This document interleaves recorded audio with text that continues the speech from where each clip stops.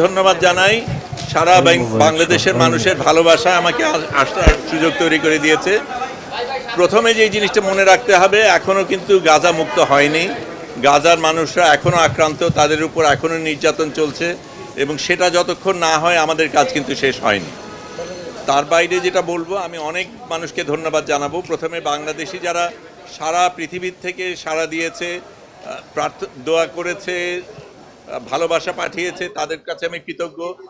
আমি তুরস্ক এয়ারলাইন্স আমাদের আসার ব্যবস্থা করে দিয়েছে, তাদের কাছে ধন্যবাদ জানাই। আমাদের দেশ কঠিন তো অনেকগুলি জিনিস, এটা ঠিক আমাদের উপর নির্যাতন গেছে, কঠিন সময় গেছে, কিন্তু গাজাবাসীদের যে উপর যা হয় তার তুলনায় আমাদেরটা কিচ্ছু না।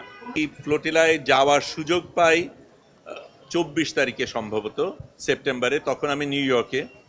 তো এটা হচ্ছে আমাদের বাংলাদেশি পাসপোর্ট তারা ছুঁড়ে মাটিতে যখন ফেলেছে, এইটা আমাকে ভীষণভাবে আক্রান্ত করেছে এবং এই অপমান বোধের মানে এটার জন্য আমাদের বিচার আদায় করে নিতে হবে এবং কোনো দেশ আমাদের সাথে এইভাবে আচরণ করে পার পেয়ে যাবে, সেটা যাতে না হয় আমাদের দেখতে হবে।